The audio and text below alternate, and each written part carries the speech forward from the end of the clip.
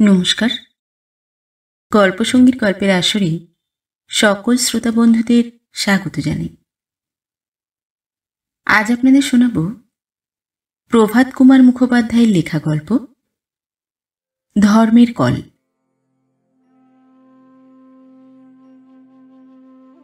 হারাধন চট্টোপাধ্যায়ের প্রতিমার মতো কন্যা মনোরমা 15 বৎসর বয়সে বিধবা হইয়া গেল। সেকালের কথা। পিতা বিক্রমপুর হইতে বিষ্ণু ঠাকুরের সন্তান এক দিগ্গজ কুলীন আনিয়া জামাতা করিয়াছিলেন। 2 বেলা মাছ ভাত খাওয়া এবং সিঁদুর পরিতে পাওয়া ছাড়া মনোরমা আর কোনো সধবা সুখের অধিকারিণী ছিল না। তথাপি তাহার এই তরুণ বৈধব্যে পিতামাতা অত্যন্ত শোকাতুর হইয়া পড়িলেন।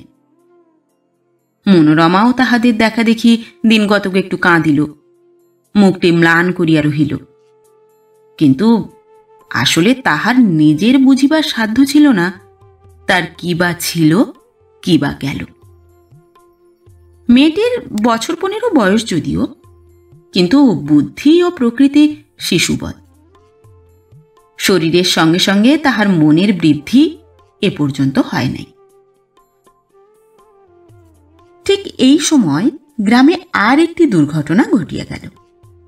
ব্রজহরি মুখোপাধ্যায়ের 17 বর্ষ বয়স্ক পুত্র হীরালাল পিতামাতাকে শোকে ভাসাইয়া চিতারোহণ করিল।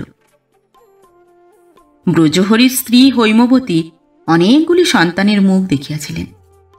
একে একে 5টিকে যমের মুখে সমর্পণ করিলেন। একটি যখন 12 বৎসরের, তখন সন্ন্যাসীরা তাকে চুরি করিয়া লইয়া যায়। সে আজ 10 বৎসরের ঘটনা। এখন শুধু একটি রহিল, সেটি 2 বৎসরের। তা যেরকম অদৃষ্ট, উহার আশাই বা কি, ভরসাই বা কি। শোকের প্রথম বেগ কতকটা প্রশমিত হইলে ব্রজহরি স্ত্রীর সহিত পরামর্শ করিলেন, গৃহ সংসার আর কাহার জন্য, চলো গিয়া তীর্থবাস করা যাও। বাড়ি বাগান বিষয় সব বিক্রয় করিয়া, গরু বাছুর বিলাইয়া দিয়া, বাস উঠাইয়া কাশিতে বসিয়া হরিনাম করা যাও। এই গুঁড়াটুকু যদি বাঁচে তখন আবার সব হইবে। কিন্তু সংসারের মায়া বড় মায়া, গৃহত্যাগ করা বড় কঠিন। আরো কিছুদিন পরে স্থির হইল, বাস উঠাইয়া কাশী যাইবার কল্পনা আপাতত স্থগিত রাখিয়া 2 মাস তীর্থ ভ্রমণ করিয়া আসা যাও। মনোরমা এইসব শুনিয়া বাড়ি আসিয়া বলিল, মা, আমিও যাব কাকিমার সঙ্গে। ব্রজহরি হারাধনের দুঃসম্পর্কীয় আত্মীয়, উভয় পরিবারে বহুদিনের সম্প্রীতি। তাহার পিতামাতা উভয়ই আপত্তি করিলেন। মনোরমা কাঁদাকাটা করিল। 1 বেলার 1 মুঠা অন্ন তাহাও পরিত্যাগ করিতে উদ্যত হইল। চোখের জল মুছিতে মুছিতে তাহার মা তখন স্বামীকে বুঝাইয়া বলিয়া মত করাইলেন। কাশীর রেল তখন নূতন খুলিয়াছে। লোকের তখন কাশী যাইবার ভারী ধুম। নৌকা পথে যে কাশী যাইতে 1 মাসেরও অধিক সময় লাগিত, সেই কাশী 2 দিনের পথ হইয়া পড়িল।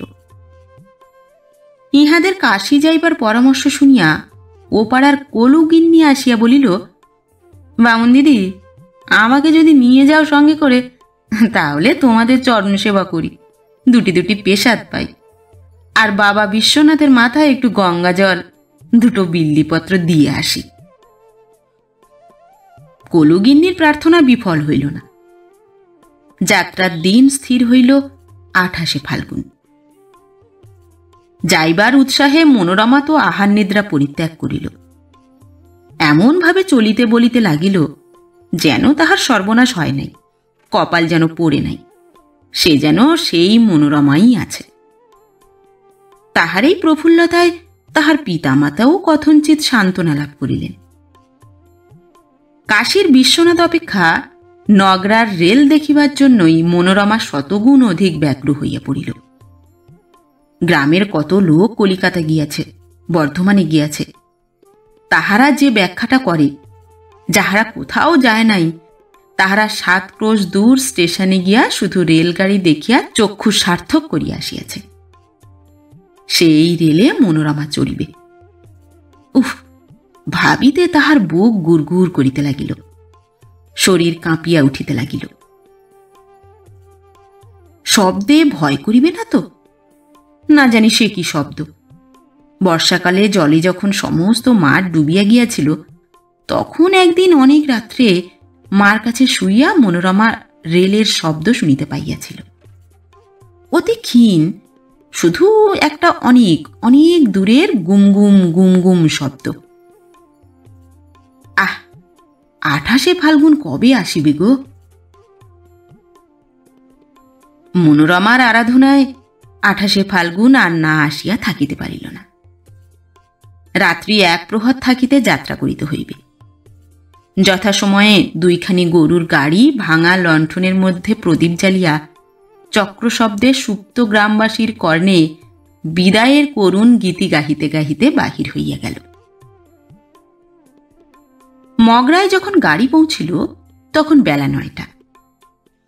গাড়ি যখন বাজারে প্রবেশ করিতেছে, সেই সময় অদূরে একখানা ইঞ্জিন বংশীধ্বনি করিতে করিতে ছুটিয়া আসিল। তাহা দেখিয়া মনোরমার সে কি আমোদ!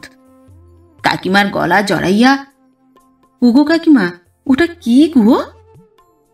বলিয়া সে আকুল। একটা সময় পশ্চিমের গাড়ি। দোকানে নামিয়া বিশ্রাম ও আহারাদি হইল। যথাসময়ে ট্রেন ছাড়িল। তখন সহসা সমস্ত উৎসাহ, সমস্ত আনন্দ মনোরমাকে ছাড়িয়া চলিয়া গেল। শব্দে দোলানিতে তাহার মাথা ঘুরিতে লাগিল। ভয়ে জানালার বাহিরে চাহিতেও পারিল না। শেষে হৈমবতীর কোলে মাথা দিয়া ঘুমাইয়া পড়িল। তিনি তাহার কপালে হাত বুলাইয়া আঁচল দিয়া মাথায় বাতাস করিতে লাগিলেন। রাত্রি কাটিল। পরদিন মনোরমা সম্পূর্ণ সুস্থতা লাভ করিল। জানালার কাছে বসিয়া মাঠ, ক্ষেত, নদী, পাহাড় দেখিতে ও 2 বৎসর বয়স্ক খোকাকে দেখাইতে লাগিল। পাহাড় দেখিয়া একেবারে উন্মত্ত। কোনো কোনো পাহাড় সবুজ গাছপালায় ভরা, আর কোনো কোনোটা ওরকম শুকনো পোড়া মতন কেন কাকিমা? সব পাহাড় কি আর সমান হয় বাছা? সব মানুষ কেন তবে সমান? সমান? কই সমান মা?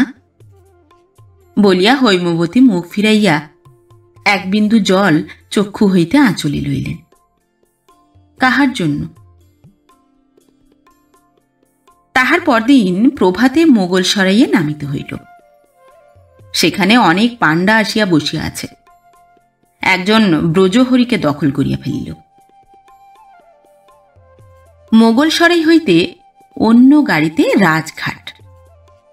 রাজঘাট স্টেশন ঠিক গঙ্গার উপর। ওপারে কাশীর সৌধ মন্দিরমালা নব রৌদ্রালোকে ঝকমক করিতেছে। পুণ্যময়ী জাহ্নবী সফেন তরঙ্গ তুলিয়া বহিয়া চলিয়াছেন। তাহা দেখিয়া ট্রেন শুদ্ধ লোক "জয় বাবা বিশ্বনাথজি কি জয়" বলিয়া বারংবার উন্মত্তবৎ চিৎকার করিতে লাগিল। ইহারাও কাশীর পানে বদ্ধ দৃষ্টি হইয়া গলায় কাপড় দিয়া জোর হাত করিয়া প্রণাম করিলেন। হৈমবতী বলিলেন, "জয় বাবা বিশ্বনাথ, হে মা অন্নপূর্ণা, মনোবাঞ্ছা পূর্ণ করো। এত সাধু সন্ন্যাসী এখানে তোমার সেবা করছে, আমার বাছাকে যেন দেখতে পাই। দেবাদিদেব মহাদেব, বাবা বিশ্বনাথ, দোহাই বাবা, 7 দোহাই তোমার।" বিশ্বনাথ বিশ্বের অল্প লোকেরই প্রার্থনায় কর্ণপাত করিয়া থাকেন। হৈমবতী সেই অল্পের মধ্যে একজন পরিগণিত হইলেন। তিনি 10 বৎসরের হারানো পুত্রের দেখা পাইয়াছেন। সেদিন তাহারা কাল ভৈরবের বাড়ি পূজা দিতে যাইতেছিলেন। পথে সাধনানন্দ স্বামীর মঠ। পাণ্ডা বলিল, "মাই, সাধনানন্দ স্বামীজিকা দেখিবি না? বড়া ভারী মহাত্মা আছে।" সকলে সাধনানন্দ স্বামীকে দর্শন করিলেন। স্বামীজি তখন অধ্যাপনায় নিযুক্ত। কয়েকজন গৈরিক বসনধারী নবীন সন্ন্যাসী বসিয়া তাহা শ্রবণ ও তৎসম্বন্ধে প্রশ্নাদি করিতেছেন। এই শিষ্যমণ্ডলীর মধ্যে হৈমবতী তাহার শশীভূষণকে চিনিতে পারিলেন। আশ্চর্য পরিবর্তন! যে ছিল দ্বাদশ বর্ষীয় বালক, সে এখন পূর্ণাবয়ব নবীন যুবা পুরুষ হইয়াছে। তপশ্চর্যার ফলেই হোক আর যে কারণেই হোক, তাহার বর্ণ তপ্ত কাঞ্চনের মতো প্রভাসম্পন্ন। মস্তকের তাম্র জটাধর ললাটের ঊর্ধ্বপ্রান্তে বিচিত্র চিত্র রচনা করিয়াছে। তাহাকে পাইয়া তাহার পিতামাতা যে আকাশে চাঁদ হাতে পাইলেন, তাহা বলাই বাহুল্য। কিন্তু সে কিছুতেই সন্ন্যাস পরিত্যাগ করিতে চাহিল না। এমনকি মঠ ছাড়িয়া পিতামাতার সহিত কেদারঘাটের বাসায়ও থাকিতে সম্মত হইল না। তবে প্রত্যহ আসিয়া সারাদিন ইহাদের সঙ্গে যাপন করিত। সপ্তাহকাল এইভাবে কাটিলে একটু গোলযোগ ঘটিল। যতদিন হইতে উপন্যাস লেখা সৃষ্টি হইয়াছে, কোনো কোনো পণ্ডিতের মতে আরও পূর্ব হইতেই, অর্থাৎ যতদিন হইতে পৃথিবী নরনারী সম্পন্ন এবং নরনারী হৃদয় নয়ন সম্পন্ন হইয়াছে, ততদিন হইতেই এ গোলযোগ ঘটিয়া আসিতেছে। অন্যের ও প্রথম প্রথম নিজেরও অগোচরে এই সন্ন্যাসীবর মনোরমার প্রতি একটু বেশি রকম চাহিতে লাগিল। সে দেখে আর দেখে আর দেখে। মনোরমার বুকের মধ্যেও কেমন একটা নতুন ভাবে তরঙ্গ খেলিতে থাকে, কেমন একটা অস্বস্তি, একটা সুখ। একদিন এই চোখের ও বুকের ভাষা মুখের ভাষায় পরিণত হইবার উপক্রম করিল। সেদিন প্রাতঃকাল শশী আসিয়া দেখিল মনোরমা বসিয়া দুধ জাল দিতেছে, খোকা ঘুমাইতেছে, গৃহে আর কেহ নাই। শুনিল তাহার পিতামাতা গঙ্গা স্নান করিতে গিয়াছেন, কলুগিন্নি বাজারে গিয়াছে। জিজ্ঞাসা করিল, তুমি আজ গঙ্গা স্নানে যাওনি? আমার একটু অসুখ করেছে। শশী ব্যস্ত হইয়া বলিল, অসুখ করেছে? হাত দেখি। মনোরমা হাত বাড়াইয়া দিল, হাসিয়া বলিল, তুমি বদ্যি নাকি? উত্তর না করিয়া শশীভূষণ নাড়ি পরীক্ষা করিতে লাগিল। তাহার পর কপালে হাত দিয়া বলিল, ইস, খুব গরম যে। মনোরমা হাসিয়া বলিল, খুব বদ্যি হয়েছ, আমার মোটেই জ্বর হয়নি। হয়নি তো কি, তোমার কপাল ভারী গরম। ও বোধ হয় আগুন তাতে বসে থেকে। আচ্ছা, আগুনের কাছ থেকে সরে এসো, দেখি ভালো করে। বলিয়া শশীভূষণ মনোরমার হাতটি ধরিয়া তাহাকে সরাইয়া তাহার সুন্দর কোমল হাত নিজের একটি হাতে সতৃষ্ণভাবে আলিঙ্গন করিয়া ধরিল। অন্য হাতের অঙ্গুলি দিয়া নাড়ি পরীক্ষা করিতে লাগিল। মনোরমার মনে কিরকম একটা ভয় হইতেছিল, একটা যেন না না শব্দ উঠিতেছিল। তাহার পা স্পষ্টই কাঁপিতেছিল, আর বোধহয় শরীরও। শশী বলিল, মনো। এই প্রথম মনো বলিল, পূর্বে বরাবর মনোরমা বলিয়াছে। মনোরমা বলিল, কি? ভারী আশ্চর্য, চুপি চুপি কি বলিবার এমন কি প্রয়োজন ছিল? বোধহয় হৃদয়যন্ত্রের অভ্যন্তরে রক্তটা একটু বিশেষভাবে সঞ্চালিত হইতে থাকিলে কথার স্বরটা ভারী নামিয়া যায়। কিছুক্ষণ কাটিল, আর কোনো কথা হইল না। শেষে বাহিরে কলুগিন্নির স্বর শোনা গেল, ও মা, এরা যে এখনো ফেরে না গো, ঠাকুর দেখে ফিরবে না নাকি? আমি তবে যাব কার সঙ্গে? শশী মনোরমার হাত ছাড়িয়া বাহির হইল, বলিল, কলুগিন্নি, কোথায় গিয়েছিলে? কলুগিন্নি বলিল, কে? দাদা ঠাকুর? পেন নাম হই। দেখো না, 8 পয়সার এই রত্তা থোর, দেশে হলে কেউ ছোঁয়ও না। বললাম তো ক্যারট ক্যারট করে কি সব বললে কিছুই বুঝতে পারলাম না। গাল দিচ্ছে মনে করে আমিও যা নয় তাই বলে গাল দিয়ে চলে এলাম। শশীভূষণ এ নালিশে কিছুমাত্র মনোযোগ না করিয়া প্রস্থান করিল। সেদিন সারা দিন আর শশী আসিল না। মঠে গিয়া নিজের ঘরের দুয়ার বন্ধ করিয়া দিল। প্রথমে কিছুক্ষণ চুপ করিয়া বিছানায় পড়িয়া রহিল।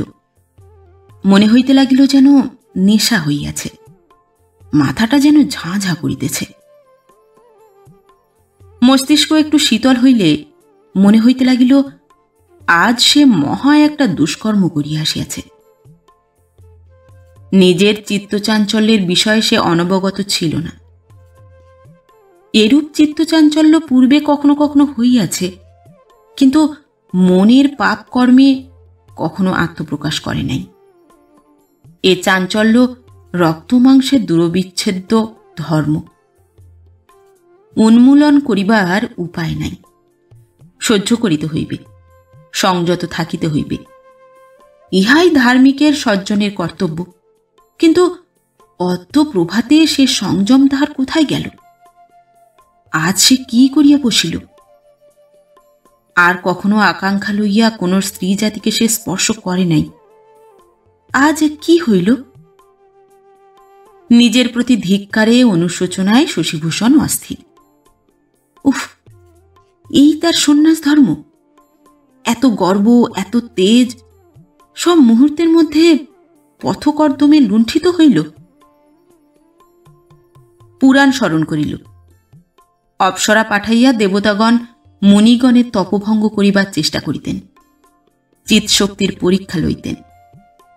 সে কত কঠিন পরীক্ষা! তাহার তুলনায় এ কি? কিছুই নয়, পরীক্ষাই নয়। তবু তো তাহার এই লজ্জাকর পরাজয়।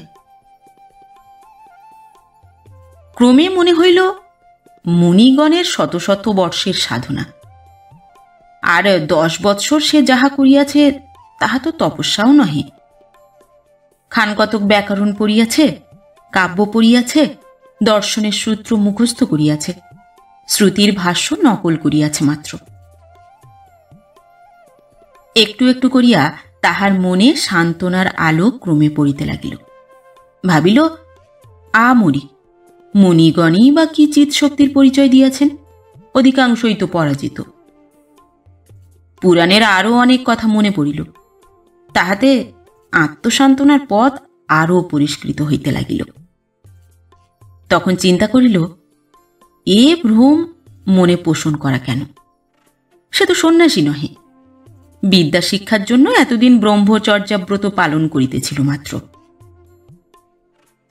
তাহার পিতামাতার সপ্তাহব্যাপী করুণোক্তিগুলো ক্রমে ক্রমে মনে পড়িতে লাগিল। আমার আর কেউ নেই বাবা, বাড়ি চলো, আমার ঘর অন্ধকার, আমার চোখের মণি তুমি। বিয়ে করো, বিয়ে করে সংসারী হও। ধরো যদি সে বিবাহই করে, যদি সে সংসারী হয়, তাহা হইলে কি হয়? কি ভয়ানক! তাহা কখনো হয়? গুরু সাধনানন্দ বলিবেন কি? সহাধ্যায়ী বৃন্দ বালগোপাল, করুণানন্দ, মাধব উপাধ্যায়, সীতাপতি বলিবে কি? তখন ভাবিল, কি আশ্চর্য! কে কি বলিবে না বলিবে তাহাই ভাবিয়া আমি নিজের কর্তব্য স্থির করিব। কি বলিবে? যাহা ইচ্ছা বলুক, যত পারে হাসুক, যত ছিলিম খুশি গাঁজা ভস্য করুক, আমার তাহাতে কি আসিয়া যাইবে? নিজের ভবিষ্যৎ জীবন কল্পনা করিতে চেষ্টা করিল। এ চুল নাই, গৈরিক বসন নাই, দেশে গিয়াছে, বিবাহ করিয়াছে, ঘরে বধূ। দেখি কেমন বধূ? মনোরমা? ছি, মনোরমা নহে, আর কেহ। কিন্তু মন মানিল না। বালকের হাত হইতে একটি খেলনা কাড়িয়া লইয়া সেটি লুকাইয়া অন্য শত শত খেলনা তাহার হাতে দিলেও সে যেমন আছড়াইয়া ফেলে, শশীভূষণের প্রণয় শিশুও সেইরূপ মনোরমা ভিন্ন অন্য কোনো দেবী নারী বা কিন্নরীকে বধূত্বে গ্রহণ করিতে চাহিল না। তখন হঠাৎ 1 বৎসরের পুরাতন একটা ঘটনার কথা মনে হইল। 1 বৎসর পূর্বে বিদ্যাসাগর মহাশয়ের এক শিষ্য বিধবা বিবাহের শাস্ত্রীয়তা বিচার করিতে কাশী আসিয়াছিলেন। কাশীর পণ্ডিত সমাজে সে কি উত্তেজনা তখন জ্বলিয়া উঠিয়াছিল। লোকে সে পণ্ডিতকে কত না বিদ্রূপ করিয়াছিল, কত না কঠিন কথা বলিয়াছিল। একজন প্রস্তাব করিয়াছিল, ইহার টিকি কাটিয়া আঠা দিয়া পশ্চাৎভাগে জুড়িয়া লেজ বানাইয়া দাও। সেই পণ্ডিতের যুক্তিতর্ক শশী মনে মনে আলোচনা করিতে লাগিল। জানালা খুলিয়া ঘরে আলো আনিয়া নিজের পুঁথিপত্র পাড়িল। মনু, যাজ্ঞবল্ক্য, পরাশর, রঘুনন্দন পাতা উল্টাইয়া বিসংবাদের শ্লোকগুলি পড়িতে লাগিল। তাহার টিকা ভাষ্য পড়িল। স্বার্থের নূতন আলোকে সকল শ্লোকের অনুকূল অর্থই উপলব্ধি করিল। বিধবা বিবাহের আইন লইয়া বঙ্গদেশে কি প্রকার আন্দোলন হইয়াছিল সে জানিত না। সে ছিল কাশীতে। কাশীর পাণ্ডাগণ বিরোধ উত্থাপন করিলেন বটে, কিন্তু 2-1 মতও দিয়াছিলেন। বঙ্গদেশের উদ্যোগে আইন পাশ হইল বলিয়া কাশীর পণ্ডিতগণ তাবৎ বাঙালিকে খ্রিস্টান বলিয়া নিন্দা করিয়াছিলেন। সুতরাং শশীভূষণ সিদ্ধান্ত করিল, বাঙালির চক্ষে এটি আর নিন্দনীয় নহে। সন্ধ্যার পূর্বে স্থির করিল, মনোরমাকে যথাশাস্ত্র বিবাহ করিবে। এই সকল শাস্ত্র দেখাইয়া, যুক্তি দেখাইয়া উভয়ের পিতামাতাকেই সমতে আনয়ন করিবে। হায় বালক! যখন বাহির হইল তখন বিশ্বেশ্বরের আরতির ঘণ্টা বাজিতেছে। দলে দলে লোক মন্দিরাভিমুখে ছুটিয়াছে। কি সুন্দর সুগম্ভীর দৃশ্য! সহস্র কণ্ঠোচ্চারিত মন্ত্রময় বন্দনাগান। আরতির পর শশীভূষণ কেদারঘাটের বাসায় আসিল। দেখিল বাড়িতে মনোরমা ছাড়া আর কেহ নাই। শশীকে দেখিয়া মনোরমা আহ্লাদে চঞ্চল হইয়া উঠিল। মনো, সবাই কোথা? তাঁরা সব আরতি দেখতে গেছেন, এখনো ফেরেননি তো? আমিও আরতি দেখতে গিয়েছিলাম, ভিড়ে বোধহয় তাঁদের দেখতে পাইনি। তাঁরা অন্নপূর্ণার আরতি দেখে ফিরবেন হয়তো। কেমন আছো মনো? ভালো আছি। সারাদিন আসনি কেন? এই এবার যে এলাম, এখন আর শিগগির যাচ্ছি না, তা জানো। সত্যি? মঠে যাবে না? না, মঠ ছেড়ে দিয়েছি। এবার সংসারী হব, বিয়ে করব মনো। সত্যি? কাকিমা তাহলে কত খুশি হবেন। কত ঠাকুর দেবতাকে মানত করেছেন বলিয়া মনোরমা ঘামিতে লাগিল। দুইজনে অনেক কথা হইল। যে কথা চোখে চোখে অনেকবার হইয়া গিয়াছিল, সেই কথা মুখে মুখেও হইল। শশী বলিল, বিধবার বিবাহ এখন শাস্ত্রসঙ্গত হইয়াছে। সে উভয়ের পিতামাতাকে বুঝাইয়া তাহাকে বিবাহ করিবে। মূঢ় বালিকা সংসারের কিছুই জানিত না। এই কথা ধ্রুব সত্য বলিয়াই বিশ্বাস করিল। বিধবার বিবাহ হইবে এমন একটা কানাঘুষা সেও শুনিয়াছিল কিনা? শশীভূষণকে মনে মনে স্বামী বলিয়াই গ্রহণ করিল। শশী বলিল, আজ রাত্রেই তবে মাকে বলি। মনোরমা বলিল, না, দেশে গিয়ে বলো। শশী মনোরমার হাতটি ধরিয়া বলিল, কেন মনো? তাহলে আমার ভারী লজ্জা করবে। আমি আর তোমার সঙ্গে কথা কইতে পারবো না। এক বাড়িতে যতদিন আছি ততদিন বলো না, তোমার দুটি পায়ে পড়ি। শশী বলিল, তবে দেশে গিয়েই বলবো। পিতামাতা ফিরিলেন। শশীর মা যখন শুনিলেন শশী আর মঠে যাইবে না, বাড়িতেই থাকিবে, তিনি হাতে স্বর্গ পাইলেন। মনের সুখে বেশি করিয়া ঠাকুর দেখিয়া বেড়াইতে লাগিলেন। এই দুটি যুবক যুবতীও বেশি করিয়া পরস্পরের নিরালা সঙ্গলাভ করিতে লাগিল। শশীর পিতামাতা বড় অদূরদর্শী। অবশ্য শশী বা মনোরমা যে পরস্পরকে বিবাহ করিবার কথা ভাবিতেও পারে, এ তাহাদের মস্তিষ্কেই প্রবেশ করে নাই। তথাপি এ দুইজনের প্রতি তাহাদের একটা কর্তব্য ছিল। ইহাদের নিভৃত সাক্ষাতের অবসর দেওয়া অবশ্যই তাহাদের উচিত ছিল না। কিন্তু দুইটি কারণে তাহাদের এ ভ্রান্তি উপস্থিত হইয়াছিল। প্রথম, শশীর বিদ্যাবুদ্ধি ও ধার্মিকত্ব। দ্বিতীয়ত, সন্তান স্নেহ। আমার ছেলে দেবতুল্য, সে কখনো ইত্যাদি। শেষে দেশে ফিরিবার সময় হইল। শশীর মাতা ক্রমাগত মনোরমার সঙ্গে পরামর্শ করিতেন কাহার মেয়ের সঙ্গে শশীর বিবাহের সম্বন্ধ করা যাইবে।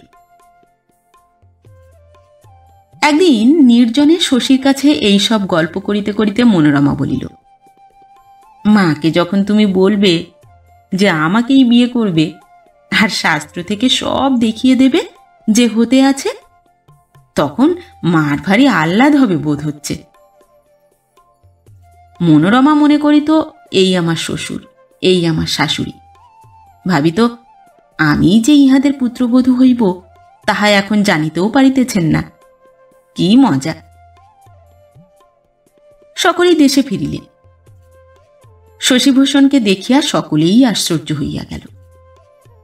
তাহার বাংলা কেমন আঁকাবাঁকা হিন্দি সুরের হইয়া গিয়াছে।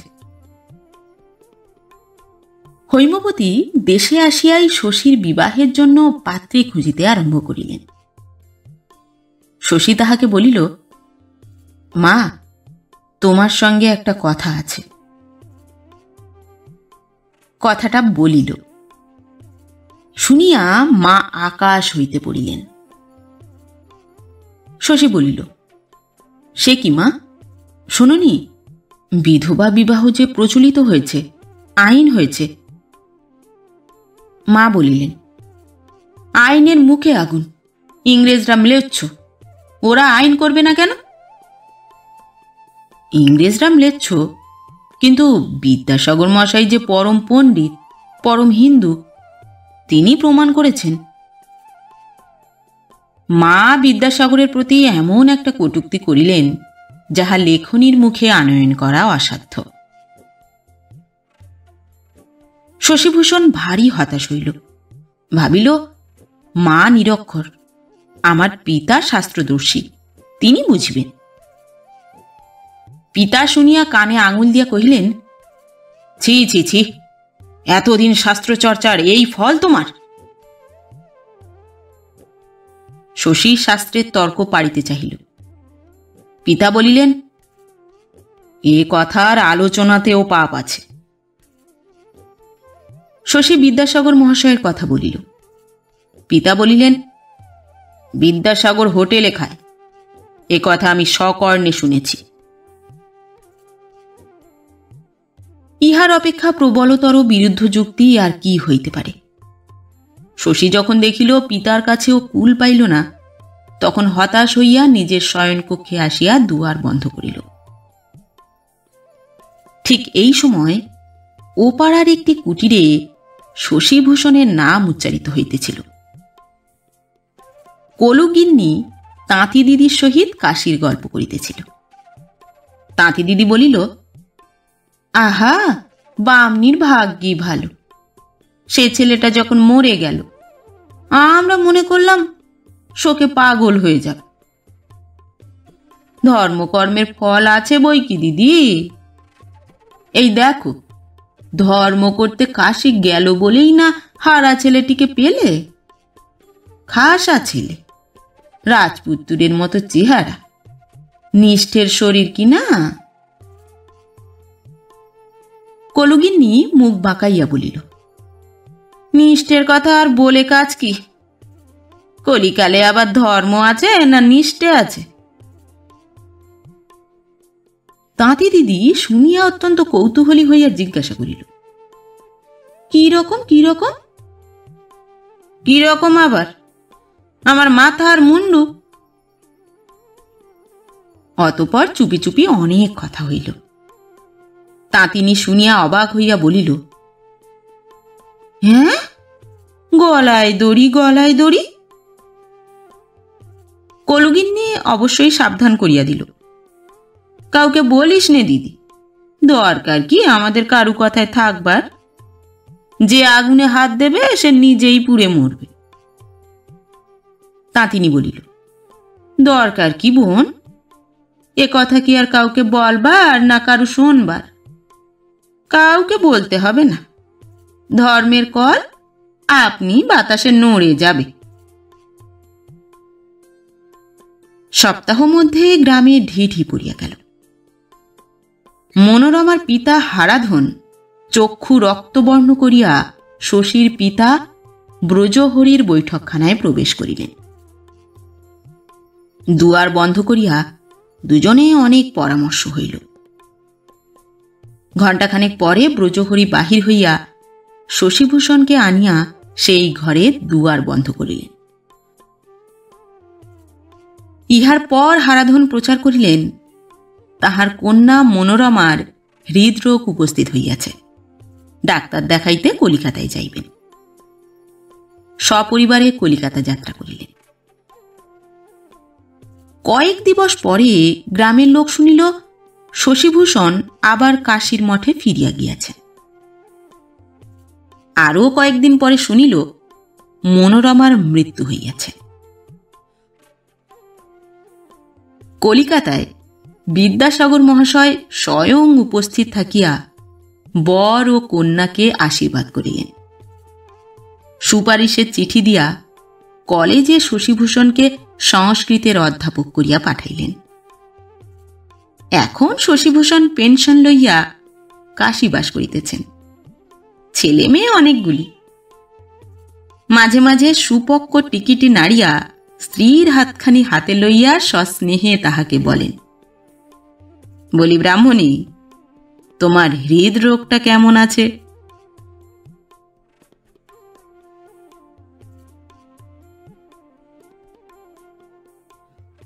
নমস্কার। পরবর্তী গল্প নিয়ে খুব শিগগির ফিরে আসছি। ততক্ষণ সবাই ভালো থাকবেন, সুস্থ থাকবেন। গল্প পাঠ কেমন লাগলো অবশ্যই কমেন্ট করে জানাবেন, এবং ভিন্ন ভিন্ন স্বাদের অডিও স্টোরি শোনার জন্য অবশ্যই চ্যানেলটি সাবস্ক্রাইব করবেন। ধন্যবাদ।